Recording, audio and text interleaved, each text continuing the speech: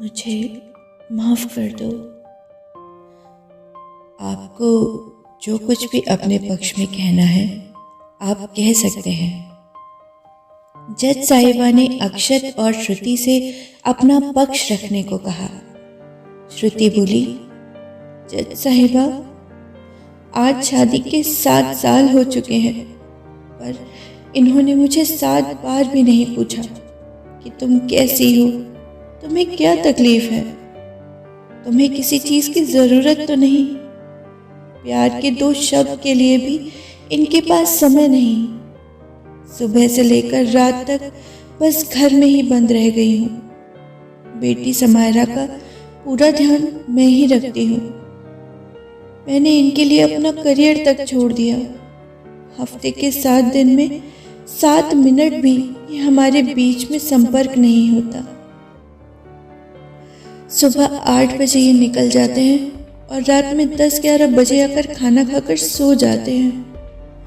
मैं सुबह 5 बजे उठकर बेटी और इनके लिए नाश्ते और लंच का और इनके जाने का सारा इंतज़ाम करती हूँ। पूरे दिन इनका कोई कॉल नहीं आता कि बेटी कैसी है, मैं कैसी हूँ, कुछ खाया या नहीं। मुझे ऐसा लगता है कि इन्हें अब मुझ में कोई इंटरेस्ट ही नहीं है। मैं महज इनके घर को संभालने वाली काम वाली हूँ और कुछ नहीं। क्या इसीलिए इन्होंने मुझसे शादी की थी? कभी कभी ऐसा लगता है कि किसी दूसरी महिला के साथ इनका अफेयर चल रहा है। समायरा के स्कूल में ये आज तक नहीं गए। घर का सारा राशन मैं ही लाती हूँ। इनका काम सिर्फ पैसा सप्लाई करना ही रह गया है। श्रुति तनाव में थी, पर इतना कहकर वो थोड़ा हल्का महसूस करने लगी।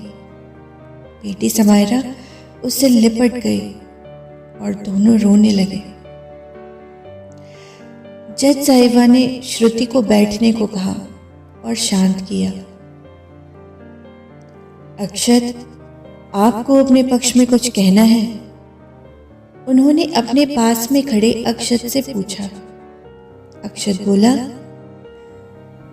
जी जज साहिबा, आज हमारी शादी की 7वीं सालगिरह है, पर श्रुति के साथ 7 दिन भी मैंने बिना तनावग्रस्त होकर नहीं बिताए।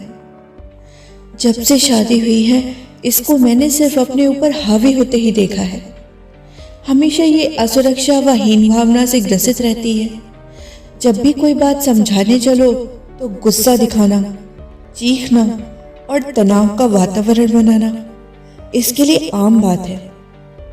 अगर इसकी हाँ में हाँ मिलाता हूँ तो मैं अच्छा, वरना मुझसे बुरा कोई नहीं। कोशिश खूब की, पर अंत में मुझे लगा जैसे चल रहा है चलने दो, बस बातचीत बंद कर दो। ना बातें होंगी ना लड़ाई झगड़ा। इससे मेरे काम पर भी बहुत बुरा असर पड़ा है। अब मैं सिर्फ अपने काम पर ध्यान देता हूँ। बेटी के विषय में यही सारे फैसले लेती है, इसलिए मैं बेटी पर भी ज़्यादा ध्यान नहीं देता। क्या करूँ, इस पर भी विवाद झेले हैं मैंने। सुबह जल्दी जाता हूँ और रात में देर से आता हूँ। मुझे ऐसा जीवन जीने में कोई खुशी नहीं मिलती, पर क्या करूँ, मेरे पास अब और कोई तरीका भी नहीं बचा। अब जब नहीं हो पा रहा है ये सब मैनेज, तो मुझे और इसको आपके दरवाजे डिवोर्स लेने आना पड़ा है।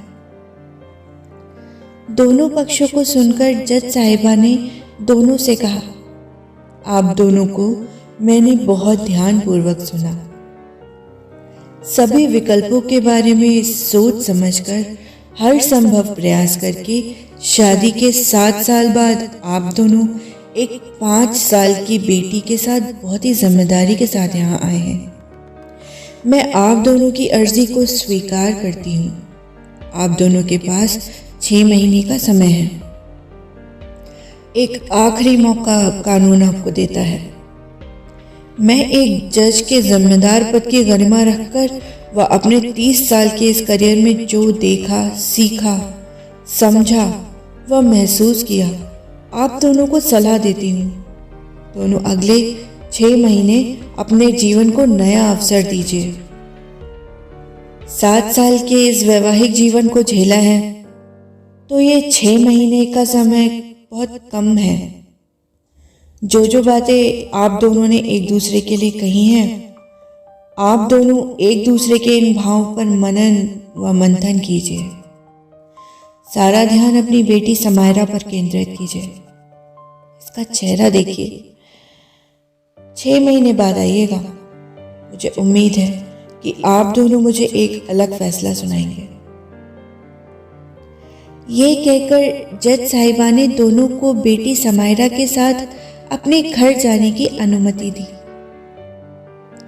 समायरा ने अपने मम्मी पापा का हाथ पकड़ा और अपनी मासूम सी मुस्कुराहट लेकर दोनों के साथ कोर्ट रूम से बाहर चली गई।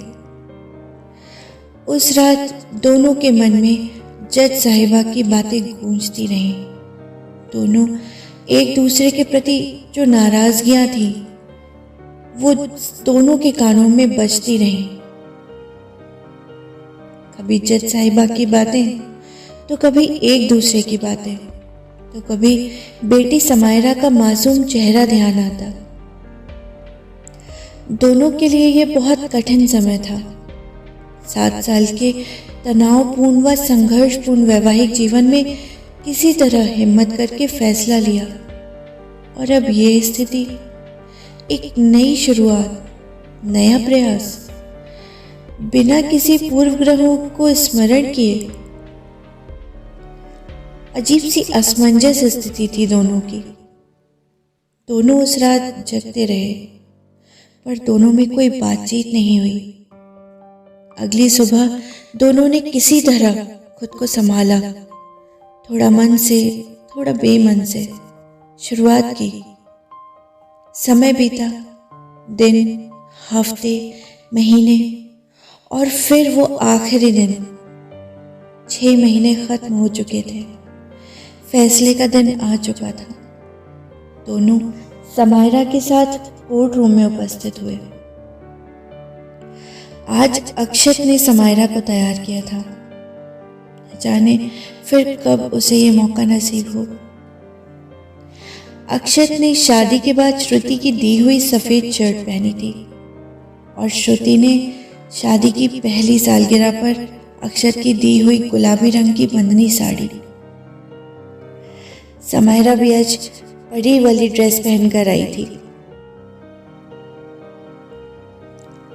अक्षत और श्रुति दोनों ने इन 6 महीनों में कोई भी ज्यादा बातचीत नहीं की थी, पर दोनों में बहुत बदलाव आ चुका था।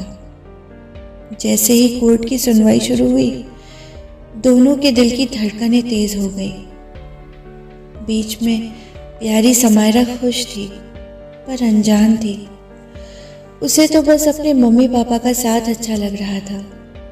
पुकार लगी पर वो किसी दूसरे की सुनवाई थी। दोनों का नंबर 3 घंटे के बाद आना था। दोनों मन ही मन सोचने लगे। अब बातें मन की मन से हो रही थी, पर कोई एक दूसरे से बोलने को तैयार ना था। श्रुति को उन 6 महीनों के पल याद आने लगे।